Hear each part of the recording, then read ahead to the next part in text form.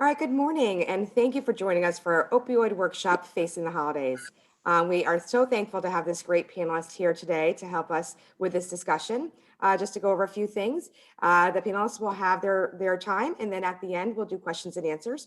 For those of you that are joining us, please use the question and answer at the bottom for any questions you may have, or the chat function. We'll get to those at the end once the panelists are done. I would like to introduce our fearless leader, our chamber president, Larry McHugh, to do some comments. Over to you, Larry. Okay, thank you very much for everyone joining us, and to the panelists, an immense thanks to each and every one of you for your dedication to the people in our region and also statewide. I know that people have heard this before from me, but I think one of the best things that we have done is our partnership with McHugh, and now us taking over McHugh as the state funding from that went away. But to keep us in the forefront of the substance abuse issues, I think is vital for the economic health of a community. We've been involved in this since the 90s, and will continue to be involved in this because I feel every day that you have an opportunity to help people out, that's where we should be. Before turning this over to Tony Salvatore, I just want to mention that we have a breakfast on the 16th coming up with Governor Lamont. Anybody would like to get onto that, they can just go into our webpage and hook up onto that. That's our annual event that we have every year. Our numbers for our activities during the month of, especially during the month of November and October, have been terrific. And again, to our panelists, you are true professionals. You're not only leading us today, but you are leading us in this terrific fight against drug and alcohol as we move forward to help people out. I would be remiss if I didn't thank Charles Mitchell for the work that he's doing. And I know that Tony will be introducing him, but there was a great article yesterday in the Hartford Courant. Try to check that out. And Charles's picture was even in there, made him look, much better looking than probably I am anyway at this point. But I'd like to turn this now over to Tony Salvatore. As you know, Tony's background, he was former chief of police, now he's a town manager. More importantly, he's been my teammate since 1984, 83, 84, working with this chamber. We've been shoulder to shoulder through a lot of activities, and has led McHugh with terrific leadership as we continue to move forward in these really tough days as we face this epidemic of drug and alcohol abuse. So again, I want to turn this over to Tony to move forward, and thank you immensely for your wonderful support. Tony Salvatore. Thank you, Coach. I appreciate those kind words, but you got to stop telling everybody how long we've been doing this, because I'm starting to really feel old. And at my age, the older I get, I want to take advantage as much as I can. However, you're correct. We've been through a lot, and I just want to say how much I appreciate everything that you've done, and especially the relationship between the chamber and MidSAC. It's unique. We're one of a few organizations that has partnered up with a chamber in order to do drug, alcohol, and substance abuse prevention. Larry's right. I've been involved with MidSAC since 1992. I think it's extremely important that we do everything that we can possibly do in the way of prevention. And I think the chamber has been an outstanding partner with regards to that. I want to thank our panelists for taking the time out of their very busy schedules to be here with us this morning. And as Larry said, I can't say enough about Charles Mitchell since he came on board and has acted as the liaison between MidSAC and the chamber.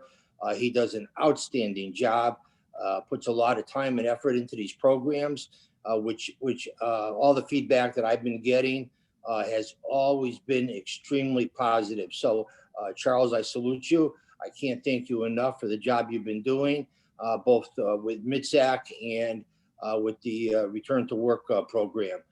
Having said that, I'm going to turn this over to Charles.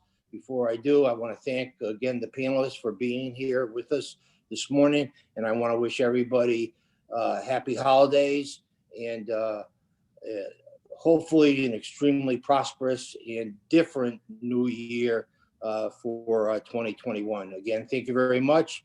And I'd like to introduce Charles Mitchell. Charles, take it away. Thank you this morning. Thank you, Larry. Thank you, Tony. And, I often say that this is really not a job for me. This is just who I am. This is my everyday life, and this is what I enjoy doing. And that's helping others get their lives back on track. It's the same as I've been helped and getting mine back on track. I can't tell you what an awesome privilege it is to, work with the chamber, the Middlesex Chamber, and also to work along with MCSAC and to work with these fine people who are on the panel today.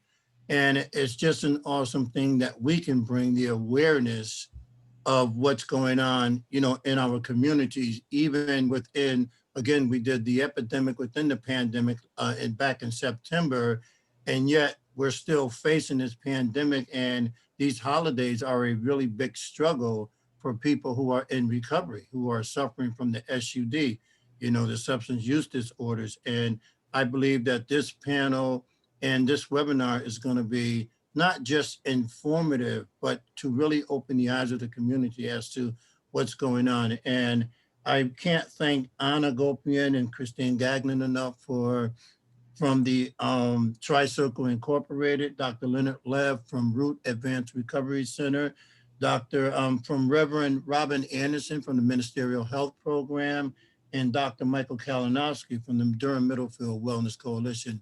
I thank you guys so much for being willing to take your time out today.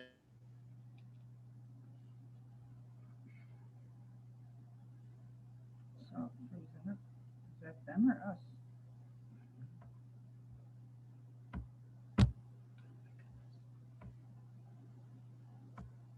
Sorry about that. I got cut off for some reason. And just want to thank you again. And at this time, I'm going to have Anna Gopian and Christine Gagnon proceed with the seminar. Great. Good morning, everyone. And thank you for the opportunity to share with you all. We totally believe that together we are stronger. So looking forward and facing the holidays, I had written down a few things because I believe as a woman in recovery, more than just over 25 years, I think it's really important. I too have to utilize some of the skills that I learned in my early recovery to still now, today. And I want to be able to share from the perspective of a person in recovery, and then as a co-facilitator to the hope and support groups that we have for parents, guardians, and loved ones. I'm joined with Christine Gagnon.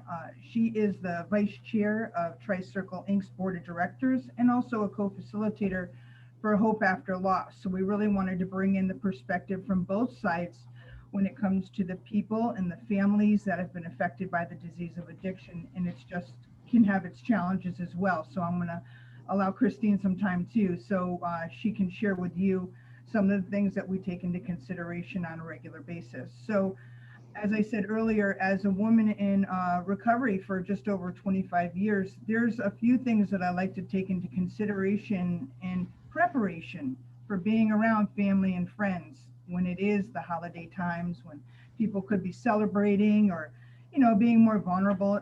And wanted to let you know that planning and forecasting for me is what was one of the best things I can do and that I suggest. And that's not just for someone like myself, but also for family members. So when it comes to planning a visit for family and friends, it's like taking into consideration how long you're going to be there. Sometimes you might like to bring along someone with you for like a safety mechanism. And, there's a few things that I take into consideration. Sometimes we know that alcohol will be present, and we don't want to be darting around everything that comes up in our lives, but in early recovery, we're very vulnerable. So sometimes you want to make sure that there's a choice for yourself that may be available and you can bring that along with you. So, if it's a soda or water or lemon for your water or however it is, coffee, something special like that, you might want to be prepared by bringing one of your own beverage choices along with you. You can also, I found to be interesting to have a callback text plan with someone in your network. So if you were coming up against some real challenging times and you weren't comfortable about where you are, but you wanted to get out, like save your face, you know, you didn't want to leave abruptly. So what you can do is text someone, say you had a number code 123 or something like that. They would call you back, and wherever you were, the phone call would come through, and you can make it like an open discussion where you'd have to be leaving in the near future. Sorry, I have to go. And it's, you know, it's kind of a nice way to get out without having to worry about, you know, explaining yourself in the midst of your discomfort. So I always think that's important too. And the younger the person in recovery, I find that to be even more beneficial. So I still will use it, and it can even be a business call. I'll just be honest about that. You never know. When you want to get out, you want to get out. So I think the text callback preparation is really something to take into consideration. 12-step fellowship, smart recovery, or if you're working with a navigator or with a coach, I think there's the pre and post event is really important to discuss, like what you're going to do, maybe going to a meeting or have a conversation prior to the event or even afterwards, and making sure that you're checking in with yourself. No matter what your pathway of recovery, there are a lot of different options still, even amidst COVID. And I know it's affected everybody in so many different ways, but when it comes to someone's recovery and having access to the resources, it can be a little more challenging. But I can tell you, folks in recovery are some of the most resourceful people I know. So I'm just going to briefly jump over to a couple of things that parents, guardians, and loved ones might take into consideration, because I believe we treat this disease systemically. Everybody is affected, and there's things that families, guardians, and parents, guardians, loved ones can do to take preparation precautions and to be supportive to their loved one that really needs it at the time of vulnerability. I look at gift giving as a concern at points in time. We want to make sure that people, as much as they want to interact and celebrate, might not want to give gift cards or cash. That might not be the best thing to do at this point in time, because it'd be leaving someone in a vulnerable state, and you wouldn't want to, I'll say unconsciously, create a situation that, it might be dangerous for the person that you care about. And you wouldn't even be doing it in a matter of, being aware of it. This is how I'm saying it. So gift cards or cash, it's unfortunate, but they can be traded for drugs, or they can be cashed in and sold off for drugs. So making sure any prescription medications are not in the home, that they're locked up, and that includes also over-the-counter medications. Getting trained in Narcan and having Narcan available and on hand, I think that's really important as well. And if a loved one goes off to the bathroom or out of the room outside of the home or wherever, and it just happens to be taking a little bit longer than, a concerning amount of time, you might want to have that, you go step in, check it out, knock on the door, see if everything's okay, because we want to be really cognizant of the, attitudes and behaviors and things that might change even when they exit the room. A couple more things, and I'm going to turn it over to Christine. Again, making alcohol beverages, alcohol-free beverages available, and saying something like, "Oh, come on, man, you can just have one." That's not okay. It's a choice that people are making not to have a drink or a drug. You never know what it is. But to say just one, that would light the fire, and it wouldn't be suggested by me or hopefully anyone else, especially on this panel. Don't leave your pocketbooks or jewelry out and available. I know it's your home, but you're also inviting people in, and we're not sure where folks are at the time and when they come in. And just be patient, be compassionate, and really take into consideration the boundaries that need to get laid down prior with the other folks in your family when people enter, and that it's really okay that boundaries laying down, those are the easy part. Following through is the hard part. So together, it can be a really happy, healthy, and safe holiday if everybody is working together. I'll make sure that Charles has all this and more, which I had written for the follow-up for this particular event that you're having this morning. Thank you very much, and I'll turn it over to Christine Gagnon. Good morning. I'm Christine Gagnon, and I just want to touch on one part of the holidays. through the disease of addiction, one of the things that is happening in families is they have lost somebody. We're seeing that more and more. I lost my son, Michael. It'll be the fourth Christmas without him. And I just wanted to give some tips going forward for family, guardians, and loved ones that have been in this horrible situation. Number one, there's no expectations. The holidays are a really, really hard time. So if there is pressure to attend a party, have a gathering, COVID has helped that a little bit because there is social distancing. But if you're in the state of grief, there is no expectations. What can be done is something that you can set aside, do it year after year, doing something in memory of your loved one. Besides being with Tricircle, I do work in the recovery community, and a lot of my fellow grieving families do also, and that's a way that we give back. So I'm going to keep it really short, but again, the most important thing is there's no expectations. Just take care of yourself, be well, and be happy and healthy. Yes. Thank you very much. You're welcome. So we do have 11 meetings every month, 7 Hope and Support, and 4 Hope After Loss meetings. That information is on our website. We'll make that available to you too.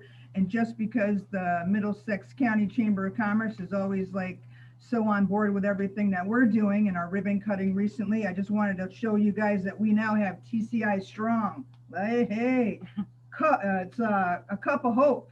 1 cup of hope at a time. So together we are stronger. $12, you too can have a set of these items. And I'm going to turn it over to Charles and let you know I'm just so grateful. This is how I'm going to be starting my Wednesday, and I'm really glad to be part of. Thank you so much. Thank you. Mm-hmm. All right, and thank the both of you for just so much informative information and for the compassion and concern that you show, throughout. Thank you so much. And now we will turn it over to Dr. Leonard Lev. Yes, hello, good morning. So this is certainly a very unusual holiday season upon us, and a lot of people around this country and the state will have to deal with added stress due to COVID restrictions. So this season will come short, of course, of human touch and connectedness. And we expect that triggers, however, for relapse will not diminish, as they based and deeply rooted memories and experiences. The addiction does not stop when the holiday season starts. And as you all know, substance use disorder is a brain disorder. Dependence cannot be overcome by simply power of emotional effort. Addiction is not a weakness of character or moral failure. So one can't just abruptly stop using substance because feeling radio tired, or because there is a need to present sober for family gathering, or because there is a convenient start point. So such attempt would invariably be followed by powerful withdrawal syndrome, which in case of opioids and cocaine, marijuana, may be extremely uncomfortable, and in case of alcohol and benzos, can be quite dangerous. So it's important to recognize that addiction is not just about a drug or substance. It's also, and first of all, is about behavior. And therefore, the standard of care is combination of therapy and medication-assisted treatment. So what's happening to people who are not in recovery? One group of people will continue using their substances during the holidays. And yet some will attempt to stop under pressure from family members on their own accord. People struggling with alcohol use will typically increase frequency and amount of drinking, given permitting effect of holidays, plenty of access, and people around engaging in drinking as well. Family will of course notice, but in many cases will avoid confrontation. Blackout and overdose can happen. If person attempts to stop drinking abruptly prior to holiday, they will experience anxiety, restlessness, irritability, an angry outburst, hand tremor, increase in heart rate, blood pressure, temperature sometimes, and possibly seizures and delirium. And the same withdrawal symptoms would take place if somebody is trying to stop abruptly taking benzos, such as Xanax, Valium, or Klonopin. And if benzodiazepine use is continued along with the alcohol, you would observe a quick onset of intoxication, which would be subjectively disproportionate to the amount of alcohol consumed and incongruent to the group behavior. You will also see increase in disinhibition, aggressive, disorderly outbursts, uncharacteristic for this particular person, belligerent or sexually provocative behavior, slurring of speech, stumbling, and even confusion. So, and afterwards, blackout and with lack of recollection of the events is very common. So, combination of benzodiazepines and alcohol is very dangerous. Cocaine is often go-to drug during celebrations and events. Right. Some people erroneously believe that combining cocaine and alcohol or opioids will prevent oversedation and sleepiness, which come along with this. But cocaine will actually increase oxygen demand in heart and brain tissues and increase risk of overdose when used along with alcohol and opioids, which depress respiratory center and decrease oxygen supply. So for families, if excessive euphoria, increase in heart rate and blood pressure may be missed, when dilated pupils, these black dots in center of your eyes, will give it away, as opposed to constricted, or we call them pinpoint pupils, for somebody who is having opioid intoxication. The cocaine withdrawal is commonly referred to as a crash with onset of lethargy, fatigue, depression, but it's not medically dangerous. Now, people who use opioids will not substantially deviate from amount and frequency of daily habit. In fact, opioid-related admissions to detox and rehab treatment are unchanged or decreased during holidays. Opioid intoxication with daily use may not be obvious to observer, as most people would develop tolerance to their usual dose. And while withdrawal extremely distressing and painful, with symptoms resembling severe cold, chills, sweats, hot and cold flushes, runny nose and eyes, nausea, diarrhea, muscle aches and pains, anxiety, restlessness, insomnia, and so forth, it's not really medically dangerous. However, the danger comes with the possibility of overdose. And the fentanyl is quite unpredictable in potency and amount depending on how many times it was cut before the sale to the end user. So also, holidays bring opportunity to access and mix opioids with other substances such as alcohol, cocaine, benzodiazepines, and maybe prime time for overdose. In addition, we know well that with any substance, the risk of quick intoxication and overdose is changing depending to the place where the substance is consumed. So, for example, the same amount of opioid, but used in a different than usual setting, may become lethal. It is highly advisable, as was pointed out before, that the families have Narcan kits and know how to use it. But what about people in recovery? The triggers are plenty during holiday season and family and party gatherings and celebrations, right? Addiction is a lifelong disease, and overconfidence is often punished with relapse. And tragically, it's the relapse when it so frequently overdose happens. It takes between 7 and 10 days of not using opioids to completely lose tolerance. And when, of course, there is a COVID pandemic, right? And many people find substance use as a way of coping, which is particularly dangerous for those in recovery. And as it is, holidays can be much darker and more difficult time, a time of family conflict, financial strain, loneliness, grief, seasonal affective disorder. So important for sustaining recovery routine and structure of daily activities. Keeping busy at work, regular attendance of meetings and groups, and even access to the support of family members all become disrupted. So carefully drawn footpath through minefield of triggers is wiped out by onslaught of restrictions and lockdown policies. And one finds that it has all to be started all over again. So during COVID-19 period, we could see increase in alcohol sales, and there is a reported 18% increase in opioid overdose deaths documented in the United States. People drink more during lockdown, and on top already of the fact that about 30% of Americans drink more during holidays.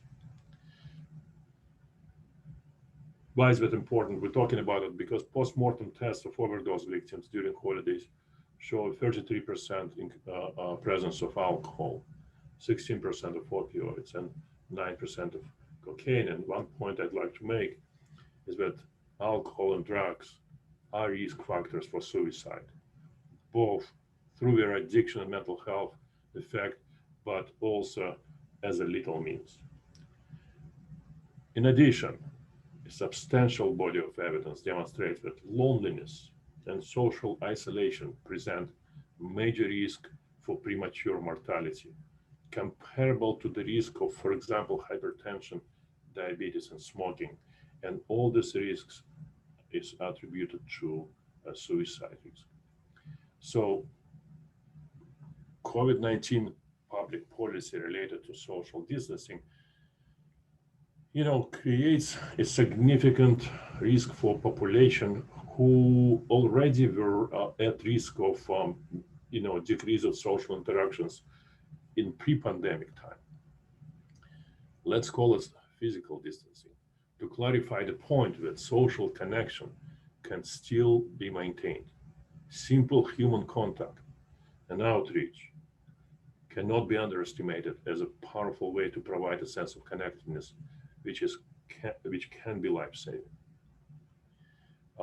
We need to anticipate that the psychological problems developed during pandemic, such as addiction and some behavioral addictions, will persist in post-pandemic period. The boredom, the stress, sleep deprivation, anxiety, post-traumatic stress disorder, depression, addictions, domestic violence, all describe the effects of lockdown. And the drug and alcohol use and other enforcing behaviors such as gambling, video gaming, incessant TV series watching, using social media, pornography addiction, surfing internet are often used to reduce stress and anxiety and to alleviate depressed mood. I would call them in the medical community escapism, right? Because they help you to escape dealing with daily problems and maybe some difficult thoughts. And those escapism behaviors in its turn lead to even more withdrawal from social interactions, becomes a vicious cycle. So in conclusion, while facing holidays, you should know your triggers, evaluate the risks you have, as was talked before, distract yourself and manage the stress of celebrating. Focus on being good to yourself. Rely on your support systems and have an escape or backup plan. And families, lock up your medication cabinets and don't let anyone drive off intoxicated. Please be understanding of the struggle, supportive, and encouraging. The disease of addiction is no different than any other disease. It can't be magically waved away. And the speed of progress is less important as long as your loved one gets there. Thank you. Thank you, Dr. Leonard Lev. That was very, very powerful. And just thank you so much for just giving us the knowledge that you have, and it's just awesome. And now we're going to go on over to Reverend Robyn Anderson. Yes, good morning, everyone. It's certainly good to be here. And also, as I listen to the speakers that have gone on before me, I wanted to, thank them for all of the information and also their presentation about, the things of facing the holidays, which is really a difficult time for everybody to face the holidays, especially, because holidays can really be stressful. And especially the fact that we're in, a pandemic and we're dealing with COVID-19. And so people are already feeling isolated. People are already feeling disconnected. And people are already feeling, like this is not going to be the holiday that they had expected it to be. But also, I think that as we all think about it, also that not people in recovery, but even ourselves, it's a change for everyone. And so, as I think about the ingredients for having a great and successful holiday, many of the things that have already been presented, are some of the things that I wanted to mention. I just wanted to really mention a couple of things to all of us. One, we got to have this mindset and helping people to know that, yes, it is a high time for relapse and triggers for relapse. Yes, it is a difficult time. Yes, it is a difficult season that we're in the pandemic. And yes, we're tired of all of this. But yet and still, we got to put in our mind that, yes, we can make it and we are going to make it through it. So how are we going to make it?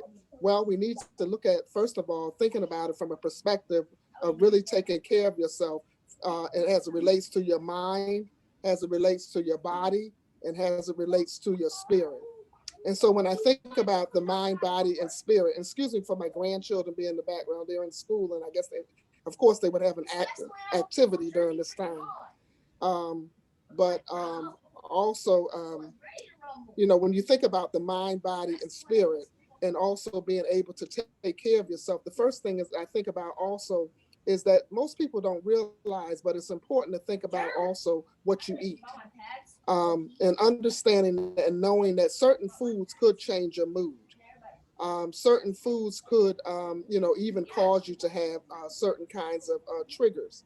And so you want to pay attention to what you're eating and be intentional about making sure that during this time that you do eat well, that this is not the time to skip meals or not, to become famished or whatever, but that you do make sure that you eat well.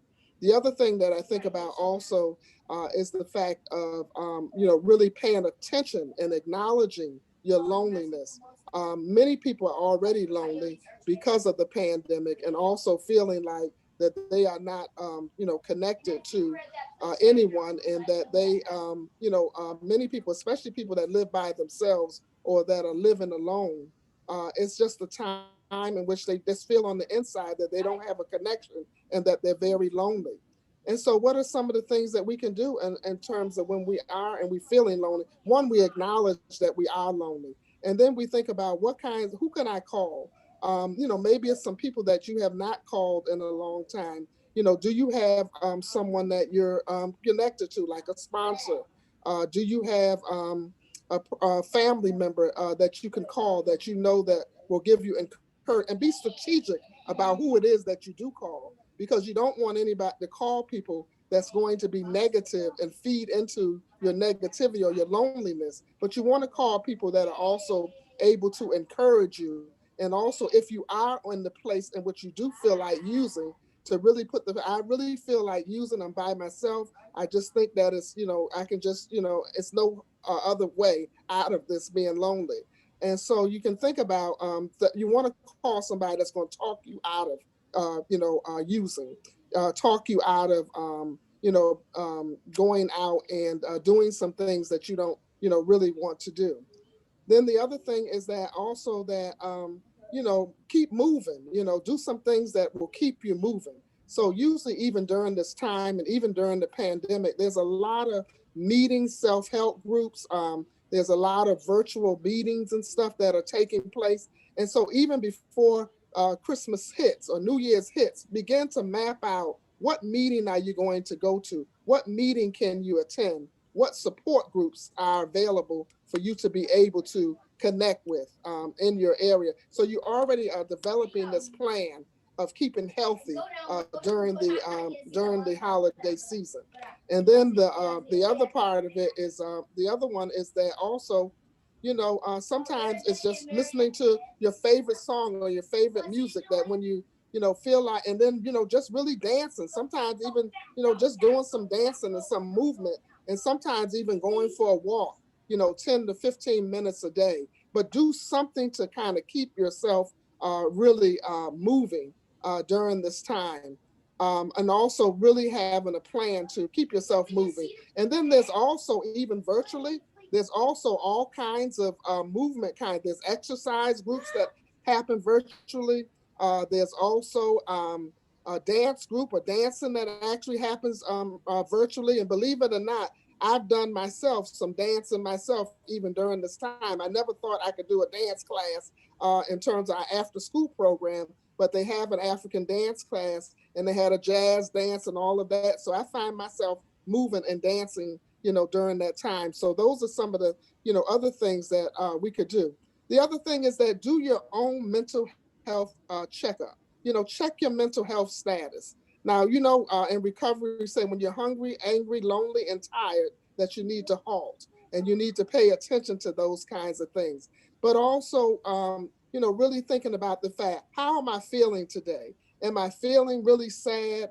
Am I really, seem like I'm just so anxious? And during that time, that if you're feeling that way or you're experiencing that way, who can I call? Have a plan for when I'm depressed. I'm going to make sure that I call. I'm going to call my therapist. I'm going to call, sometimes they have the hotlines and those kinds of things that you're calling. And also remembering that if this is your first holiday that you're really going through all of this, even more so you want to have the supports that you have, because many of us have various memories of holidays and sometimes it's not really that great and it's not really that good.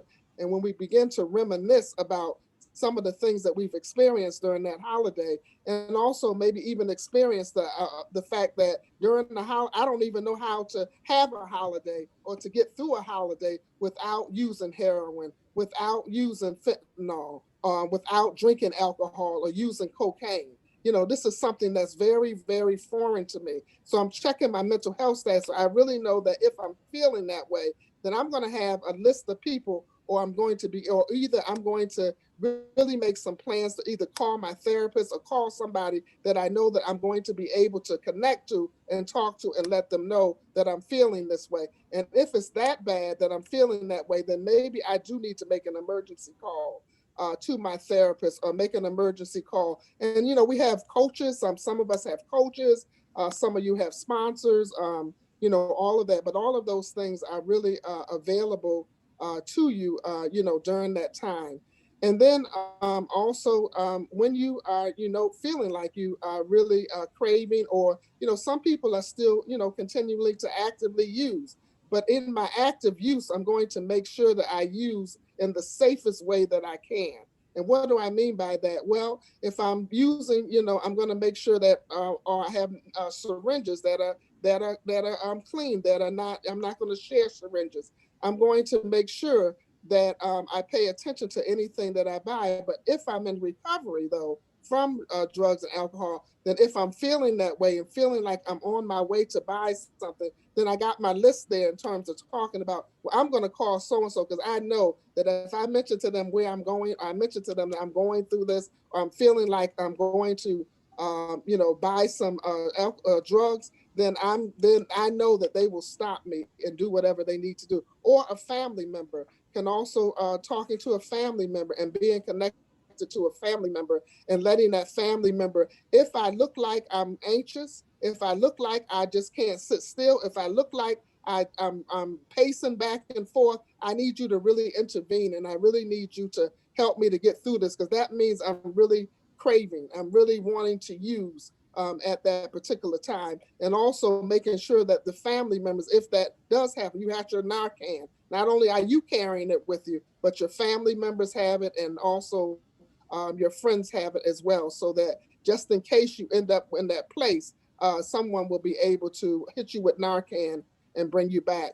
Those things are real, that people do relapse during this time. But even if you do relapse during this time, you don't have to stay where you are, but that you're also able to really see that, tell yourself, if I get to that place, then if I find myself using, I don't have to continue to use, but I'm going to make sure that I get in touch with my connection, my group of people that I'm talking to. And I like what they also said, and that's part of it also, having a group text, having people that you're connected to. So every move that you make and throughout the day, that you make a commitment to stay in touch with people to make sure that they're there. And then also, even, in terms of really looking at spiritually, what are some of the things that keeps you grounded spiritually? Maybe doing some meditation exercises. There's all kinds of apps that are available that we can download and do meditation kind of exercises. Also, it may be listening to a song. It may be also singing, a song during that time, or having a song that you can sing to yourself that continues to keep you encouraged. Sometimes it's praying, really praying. I mean, in my line of work, we pray. We pray ourselves through situations, and we pray ourselves through circumstances. But if you're not one that prays, then, have some of those things that continue to help you to, really lift your spirits up and really feel like you're connected to your higher power.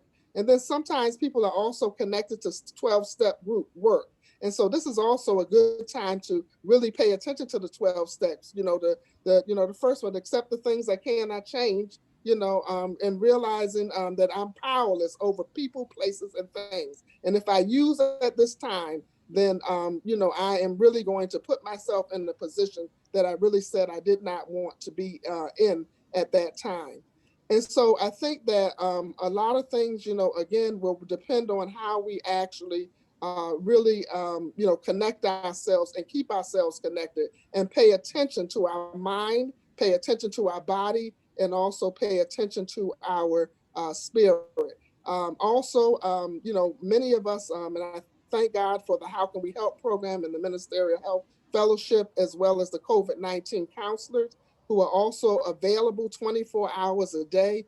So if you, need to connect, please feel free to connect to each and every one of them, and I'll make sure that I leave the number in the chat so that you're able to get in touch with them. But I just believe that really helping the ingredients for really having a safe holiday is all of us also continuing to say that this is my responsibility. This is what I'm going to do to help people to stay clean and sober. The other thing that I want to mention also, that sometimes we talk about even giving back. So it's also a good time to volunteer.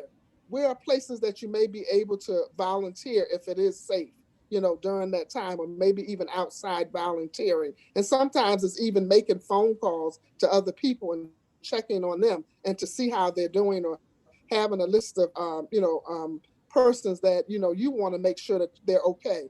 But also avoiding those things that will trigger you off.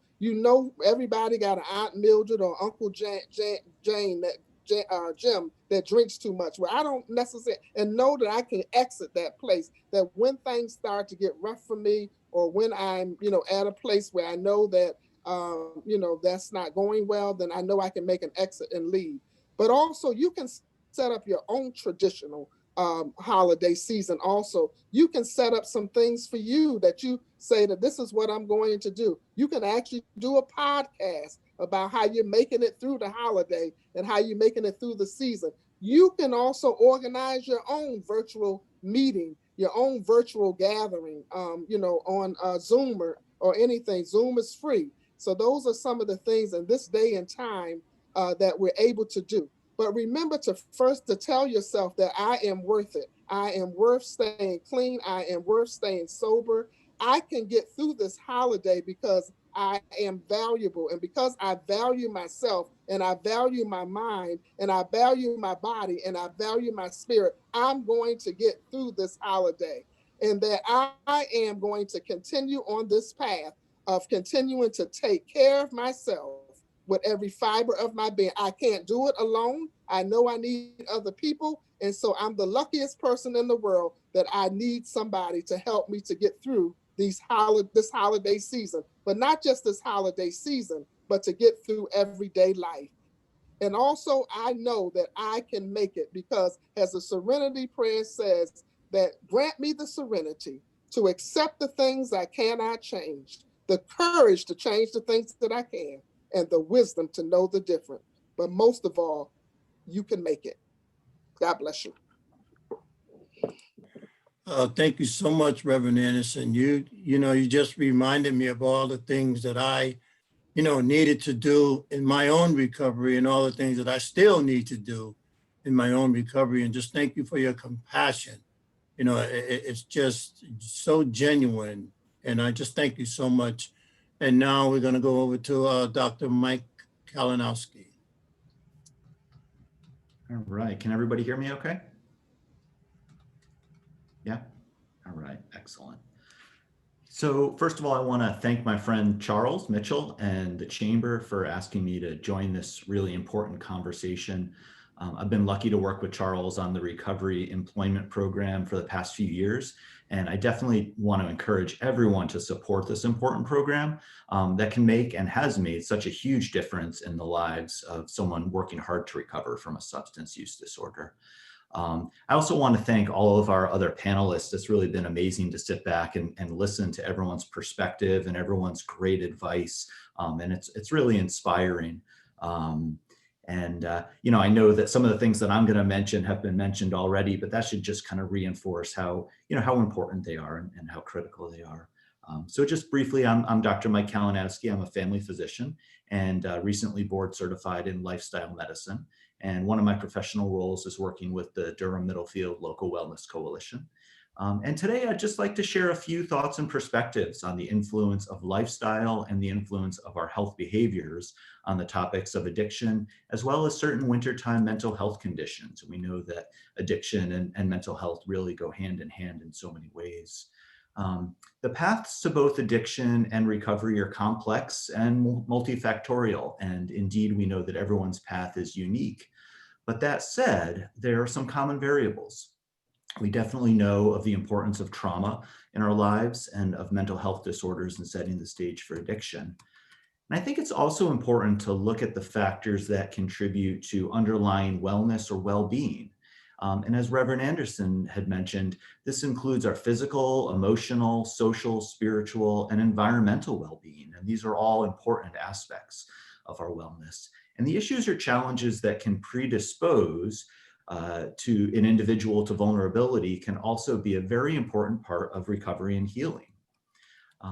As Dr. Lev had mentioned, we define addiction as a chronic disease of the brain. And I think that this is a really helpful perspective.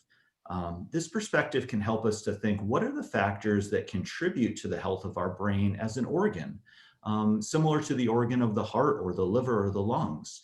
And this includes the quality of our nutrition as fuel for our brain. Factors such as regular exercise that improve the blood flow to our brain and the delivery of vital nutrients and oxygen. Restorative processes, including getting quality sleep and stress management strategies such as mindfulness, that is very important to help our brains to reset, heal, reorganize thoughts and memories and rewire. And the utmost importance has been mentioned a number of times on this panel of genuine social connections in our lives. All of these factors can have a really powerful influence in improving the health and the functioning of our brains. Now, we know, and I know, we all know that making behavior changes is really difficult and takes a lot of time. And indeed, our current environment, coupled with the countless stressors that we're facing today, can make it seem impossible at times to make changes. And this is where I feel it's really important, as Anna had mentioned, that we are compassionate with ourselves. Very, very crucial. Or to share a quote that I learned on a webinar that I was listening to just yesterday, we should treat ourselves as you would treat a good friend and have that same level of compassion for ourselves. I think it's really helpful to pick one positive lifestyle change to undertake and embrace at a time. It may take many weeks or months to truly incorporate this change into your new routine. And I often find that once you have some success in one domain of a healthy lifestyle, that sets the stage and leads to further positive changes over time. Another way to approach this, I think, is to redefine how we reward ourselves. And often we can choose to reward ourselves by eating an extravagant, great tasting, rich meal, or staying up really late to celebrate, or taking time to lay on the couch and veg out watching television, or potentially drinking alcohol or partaking in other substances of abuse. And many of the things that give us an immediate gratification and that make us feel good in the moment so often leave us feeling depleted and so much worse in the long run. So perhaps we can envision rewarding ourselves by doing the things that actually make us feel well in the long run. So considering eating a mostly plant-based diet, a diet rich in fruits and vegetables, nuts, beans, whole grains, avoiding or limiting pro-inflammatory type foods such as meat and dairy, processed foods, saturated fats, refined sugars, sweetened sugar beverages, all the things that taste great, but that actually contribute to our health in negative ways long-term. Taking time to move our bodies, as Reverend Anderson had mentioned, through whatever form of exercise feels good and is enjoyable to us. The exercise you enjoy is the one you're going to do long-term. Protecting time in our schedule for adequate duration and quality of sleep. Sleep is so, so important. I think it's really underutilized as a health promoting technique. And perhaps utilizing apps for mindfulness. Some of the apps that I like to use are Calm, Headspace, Unwinding, and using mindfulness as part of our stress management strategy. And as has been mentioned, spending less time focused on social media and more time focused on cultivating the sort of genuine, meaningful social interactions that really help us. And these are truly the ways that we can reward ourselves, our minds, and our bodies.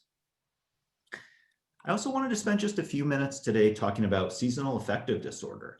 And seasonal affective disorder, or SAD, is a very common mental health condition that affects a lot of individuals in the wintertime, although there's actually another variant that can occur in the spring and summer. And seasonal affective disorder appears to be partially linked to the loss of sunlight and daytime hours that we experience in the late fall, winter, and early spring. Individuals can commonly experience depressed moods, sadness, irritability, sleep disturbances, fatigue, and have appetite changes, commonly with a lot of carbohydrate craving and weight gain during the wintertime. But sometimes this can actually lead to severe depression and suicidal ideation. Seasonal affective disorder tends to get better in the mid-spring as daytime hours and natural light exposure increases. So just as we were talking about above, lifestyle approaches can be really helpful in the management of seasonal affective disorder. At times, use of medication may be helpful or may be necessary, similar to management of many substance use disorders. But I really feel we should feel empowered to utilize all of the strategies that are available to us, many of which are kind of under our own control as individuals. Increasing morning light exposure, either through use of an artificial light box or by spending more time outside in nature in the morning, even on overcast days, can be really very helpful. Regular cardiovascular exercise, healthy dietary choices, limiting simple sugars and simple carbs can help. Trying to maintain a predictable sleep routine as much as possible, and setting a regular wake-up time to avoid oversleeping. We should be aware that seasonal affective disorder is just one more variable that can make the holidays challenging for some people. So just to wrap things up, I want to revisit the idea of compassion. Life can be very difficult, and nothing really says that like the year 2020. We're all just trying to do the very best that we can in our lives in the face of whatever challenges may arise. And it's so important that we maintain a sense of compassion for each other as well as compassion for ourselves. Let's look out for each other. Let's work together to stay safe. Let's continue to wear our masks, wash our hands, maintain our physical distancing, and really believe that the sacrifices that we all make today will set the stage for a brighter future. So thank you so much to everybody, and I genuinely wish you all a safe and healthy and wonderful holiday season. Thanks. Thanks, Dr. Kalinowski. I really appreciate it. And, one of the things you had mentioned was the sound, the apps that makes certain sounds to help you relax. And one of the things I like to do is I love the sound of rain and thunder. So whenever I want to relax, I'll put on the app and I'll just listen to the rain and the thunder, and also the rain hitting on a tin roof. I love that sound.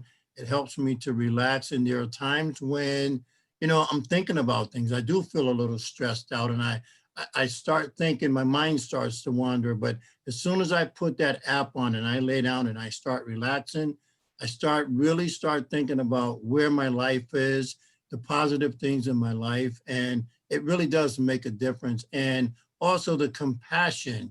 I believe compassion is not something that is seen, but something that is felt.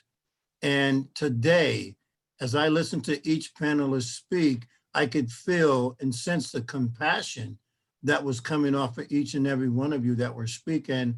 And I am so grateful for your compassion to want to reach out and help the public and to understand what we as a community, we as a city, we as a state, we as a nation are facing, and we are facing a very powerful epidemic, of this opioid crisis and substance abuse as a whole, and because of the compassion that each and every one of you have shown today, maybe someone can walk away with a better understanding. So I greatly appreciate each and every one of you for being here and spending time with us this morning. And now I'll turn it back over to Johanna. Fantastic, fantastic job, everybody. And I can't, Charles, you hit the nail on the head.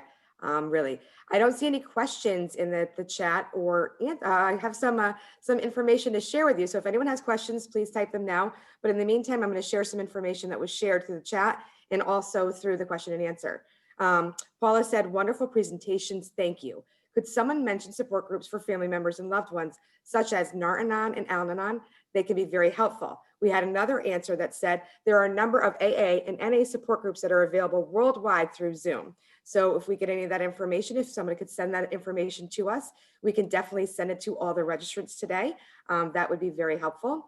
Tricircle said where they're located, and if you check out the chat, they have their website located there. So if you can check out the chat real quick, you can click on that and find out more information. The Root Center for Advanced Recovery has clinics in Hartford, Middletown, Manchester, Willimantic, Norwich, New Britain, Bristol, and Torrington for treatment of substance abuse disorders. They don't have a waiting list, and they have their information also in the chat, so please check that out. But while I have you, are there any questions from the attendees?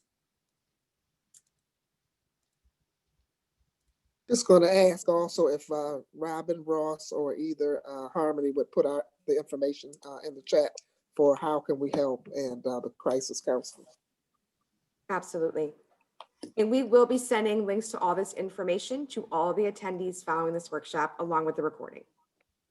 Yes, and I did have a PowerPoint, so I did send it to you, Charles. So if you feel free to, send it out if you like. Okay, will do. Can absolutely include that. Thank you for that. Let's see. Sherry said you mentioned trauma. What is available to address this?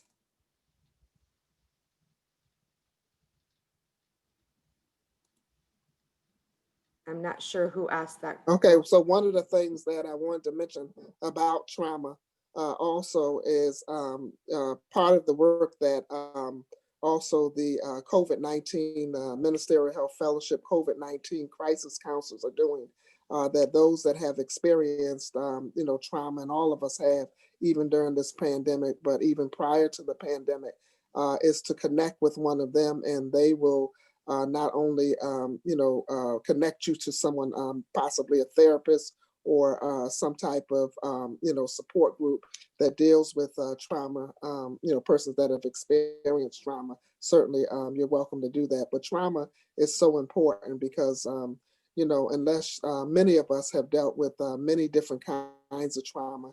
And also we know that there's just high rates of, whether it's a natural disaster, but childhood abuse, whether it's physical or sexual abuse, violence. Some of us are victims of domestic violence and some of those kinds of things. So there is an opportunity to actually be able to, connect with someone that can help you to deal with and to work through some of the trauma issues that you have. I'm a trauma survivor myself.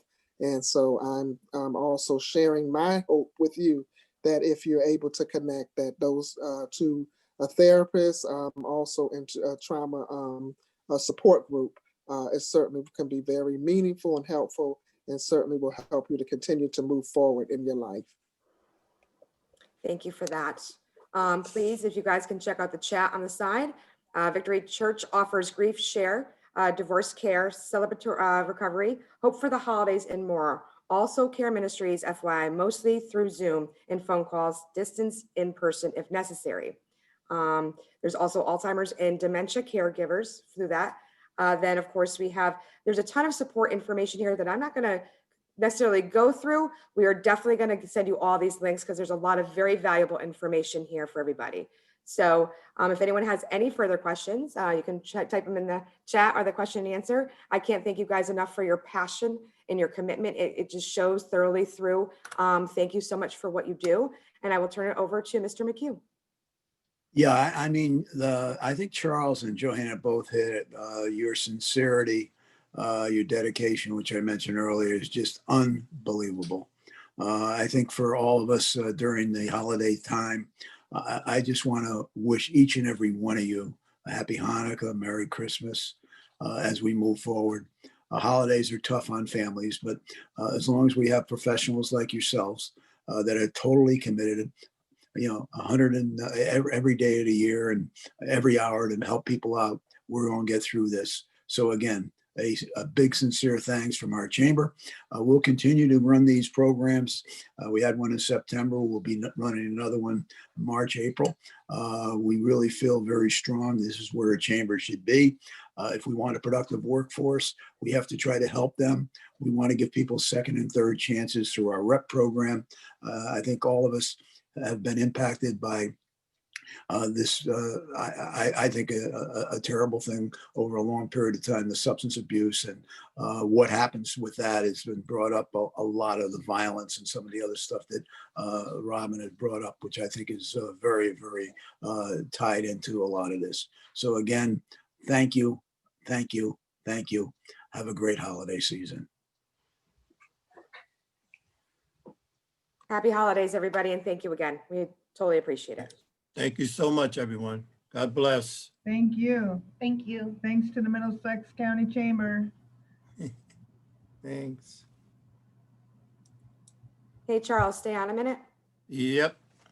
I'll stay on with